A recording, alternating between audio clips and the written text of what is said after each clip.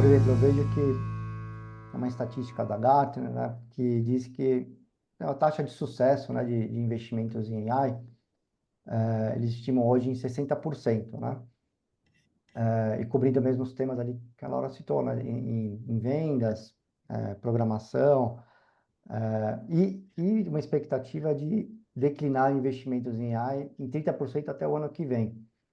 Vocês já tiveram a oportunidade de ter acompanhado casos que deram errado, experiências que deram errado, o que a gente pode trazer de experiência de lessons learned, ou mesmo casos sem tenham escutado, né?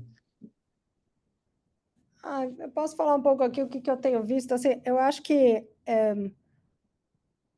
quando a gente olha de fora, né, o que está sendo construído, considerando as plataformas como ferramenta, tem muita coisa que é feito e que é uma casquinha fininha em cima das plataformas, né? Ou então coisas mais robustas que sim, daí são mais soluções mais elaboradas, que é a história de usar os dados proprietários e trabalhar com isso, insights, etc.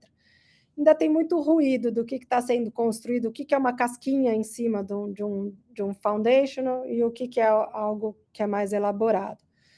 E isso tudo causa uma certa fadiga assim, do mercado de entender, né, e de mergulhar nessas coisas, e muitas vezes incentivos, eu não digo perversos, mas que levam as pessoas a tomadas de decisões equivocadas, ou então muito aceleradas por causa do hype e tal, e até por não mergulhar e não entender o que são essas soluções. E a outra coisa também é que toda vez que a gente vê, por exemplo, essas grandes plataformas ou os grandes grupos abrindo e proporcionando acesso de graça, isso também é complicado quando a gente fala de corporações, porque as grandes corporações, elas têm não só uma questão de governança para o uso dessas ferramentas e como que os dados fluem dentro delas, mas também toda uma questão de mudança de comportamento e de hábito em função da introdução de uma tecnologia. E muitas vezes, quando a gente quando tem esses incentivos de usar de graça, acaba ou, né, tendo uma restrição muito grande por causa de compliance e tal, ou um uso mais raso e mais superficial, porque não tem justamente o suporte e a customização que muitas dessas grandes organizações vão demandar. Então, a gente ainda está nesse momento do usuário das empresas entenderem o que faz sentido usar de graça, o que não faz sentido usar, o que faz sentido contratar, o que faz sentido construir dentro de casa, e uma série de questões. Então, a gente ainda tem um chão aí para processar tudo isso. Olha, Hugo, assim, se é uma empresa não técnica, e a empresa que passou pela onda de transformação digital e conseguiu desenvolver a capacidade interna de construir ativos digitais, de construir, desenvolver ativos digitais dentro de casa, essa empresa ela está muito mais preparada para se utilizar dessas tecnologias como componentes para o processo de inovação em produtos, serviço ou até em modelo de negócio, tá?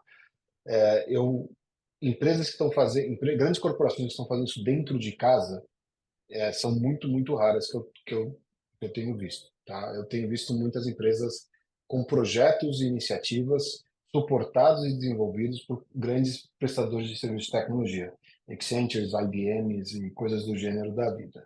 E muito, como a Laura falou, ainda numa etapa de projeto, numa etapa de desenvolvimento. Por outro lado, quando a gente vai para o mercado privado, ou empresas menores, ou de empresas em alto crescimento, eu já tenho visto empresas discutindo um modelo de negócio novo, já vejo empresas, até casos no Brasil, de novas funcionalidades ou melhoria das funcionalidades atuais de empresas de tecnologia baseadas em Generative AI, isso chegando como produto e serviço para o cliente, Uhum. né? Então, isso sim eu acabo vendo. O ponto é que, como a gente comentou anteriormente, né? Como não tem, na maioria das empresas, uma discussão sobre o conceito, como não tem uma estratégia de governança de dados e de engenharia de dados, essas discussões todas elas acabam parando, né?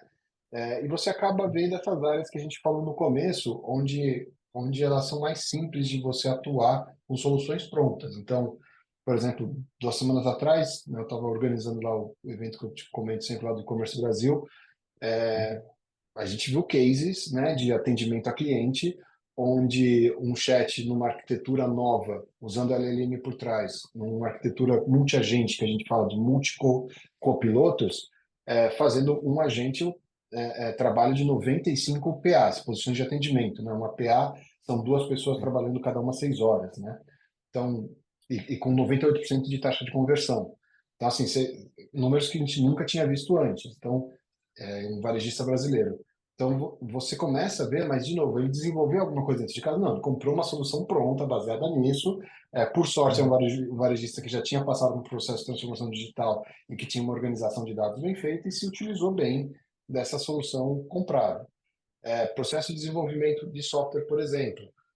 Não igual o mercado, como eu falei, mas eu tenho encontrado empresas no dia a dia ganhando 10, 15, 20% de produtividade nos times de engenharia e no tempo total de desenvolvimento de software. Então, poxa, isso é um ganho real e produtivo no uso de AI. Mas, de novo, a gente está muito ainda no começo, principalmente no Brasil, para ver os resultados reais e impactos reais nas empresas. Tá? Legal.